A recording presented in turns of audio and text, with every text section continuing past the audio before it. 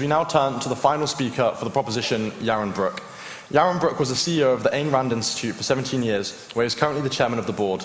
He hosts his own YouTube show, has co-authored many books on the benefits of true free markets, including his most recent, In Pursuit of Wealth, The Moral Case of Finance, and was previously a columnist for Forbes. You have the ears of the House.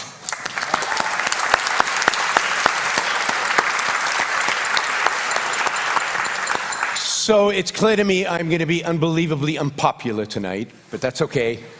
I know the NHS is a religion over here, so we'll have to deal with that. You know, I love my iPhone. And I often ask audiences, what would this look like if the government designed it?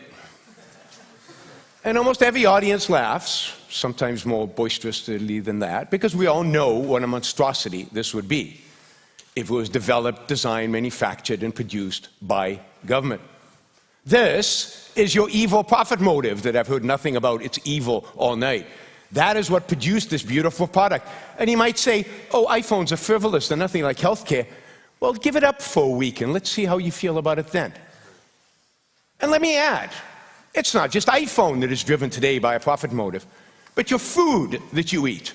The food that you eat is not being socialized. It is not being nationalized. You don't have a national food service. You actually have food manufacturers, farmers, seeking profit in order to supply us with food. And we have unbelievable variety. It is astounding, the quality and the variety. Let me get to the NHS, and then I'll let you guys comment, right? The idea that we take one of the most sophisticated, difficult, technologically advanced, and reliant on science fields like medicine, and socialize it, and nationalize it, and bureaucratize it, and turn it over to the state is absurd. What you get is the low quality of healthcare that you in the UK get, that Europe gets, that the United States gets. But you forget, of every dollar spent on healthcare in the United States, 60 cents is spent by the government. I don't know what exactly the number is in the UK, but it's not that big of a difference. It's not like the United States has a privatized system. We could do a lot better than the United States, and I could comment on all the comments made in the United States. A lot of misinformation here about the US healthcare system is quite astounding, but you know, we'll see if we get to that. Yes. Great question. So my wife gave birth twice. But the first time she gave birth, I was a student. I had student insurance that didn't actually cover pregnancy. I actually had to pay out of my own pocket for the pregnancy, which a few $1,000s. Was it? A few $1,000s for pregnancy because because I was a foreign student. I was a foreign student without insurance. And you know what? I paid for it. Now, why is that funny? You pay for your automobile, you pay for your iPhone, you pay for your food. Don't you think you should pay for the service? Talk about doctors, right? Don't you think doctors deserve to be paid for their expertise?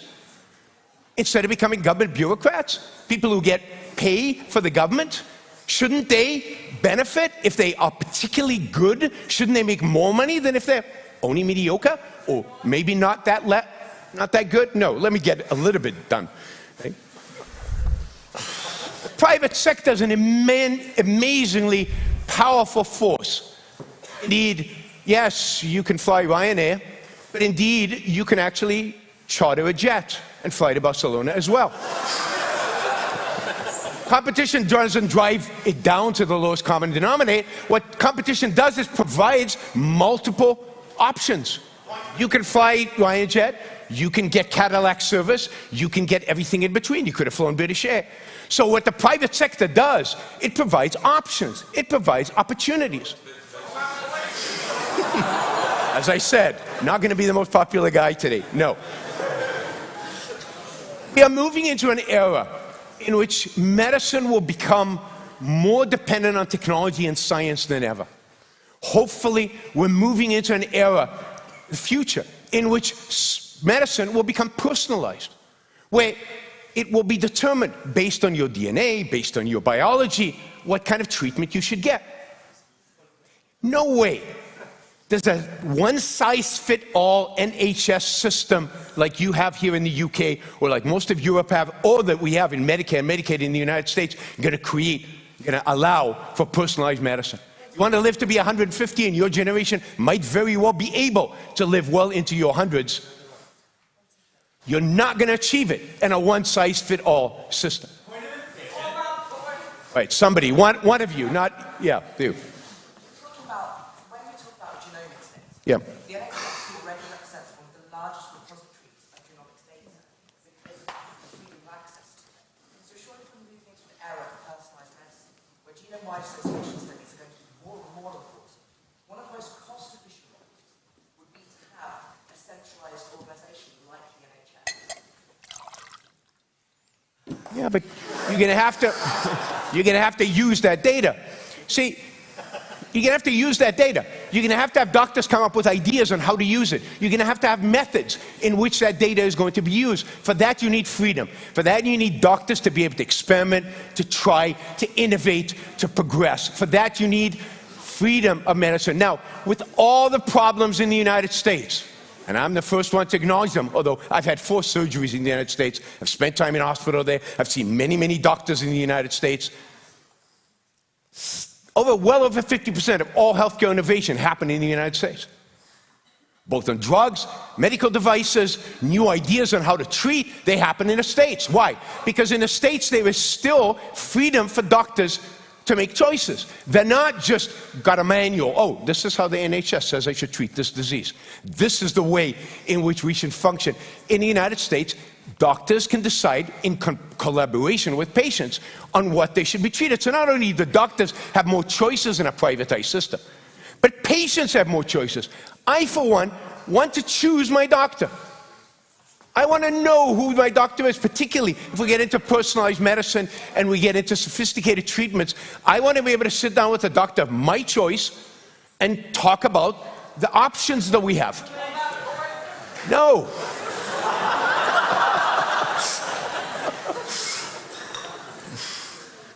Markets allow for exactly that. And look, I'm not arguing for the American system. I hope if you decide to privatize the NHS, and I have a feeling that's not on the table really, if you decide to privatize the NHS, you don't do the American system. It's way too socialized. There is way too government involvement in it. If you want the benefits of science and technology, if you want the benefits of the cutting-edge medicine, if you want to have the best life possible to you and be able to sit down with a doctor and produce the best health outcome possible for you, you want to really privatize healthcare, which means getting the government out of the healthcare business completely.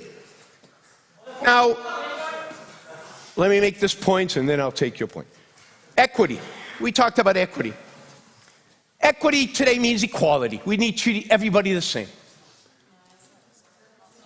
No, we need to treat, everybody has to have the opportunity. You know, you have equality in North Korea.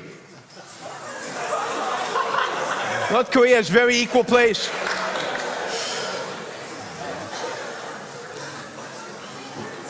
We're not going to get equality unless we're willing to all be poor.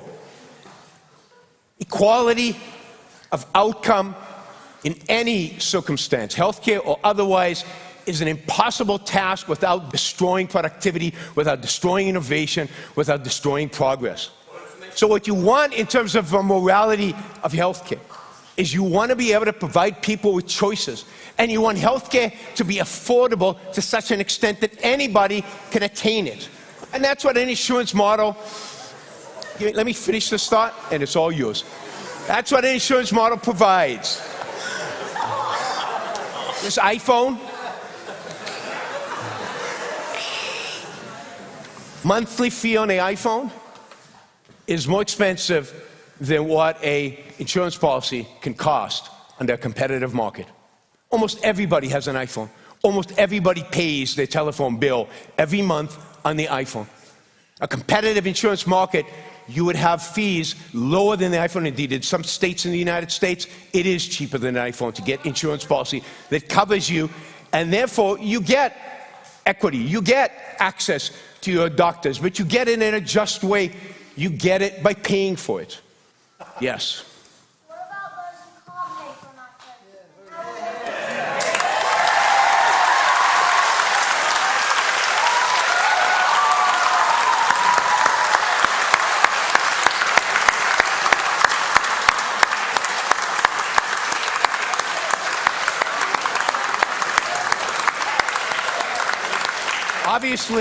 Obviously, many of you worry about people who cannot pay for the iPhones. I appreciate that. And as a consequence, you're all free to help them out. You're all free to provide them with charity and pay their iPhone bills for them. That is, you can laugh all you want. But the reality is, you have two choices when you have a medical problem and you want me to pay for it. You can ask for my help and I might help you out paying for your iPhone bill on a monthly basis or not. Or you can come and take it by force. You can take my money. You can all vote for it, so it's democratic, but you're still taking my money in order to provide for your iPhone bill. I believe force, coercion, is wrong. I think it inhibits productivity, it inhibits individual expression, it inhibits trading, it inhibits the idea of actually getting high-quality health care. No. Yes. No, he's already spoken. I know what he has to say. Yeah. Private markets you've talked about so far. What's that? All of the private markets you've talked about so far have toughened compared to some of the more expensive healthcare. All the private markets I've talked to so far are tuppence as compared to healthcare. That's just not true, right? There are private markets in many realms that are just as expensive as healthcare is. Right? You probably spend as much on energy as you do on healthcare. You spend as much on other things as you do on healthcare. And indeed, one of the reasons we spend so much on healthcare, one of the reasons it's so expensive, is because it's state-run. It's because it has been socialized. It's been socialized in every country in the world. So one of the things competition does is improve quality, improve accessibility, and reduce costs. And it does so in every single market where you have private enterprise. There's not a single market in which you have markets where you don't have improved accessibility, improved lower costs, and improved quality. Thank you.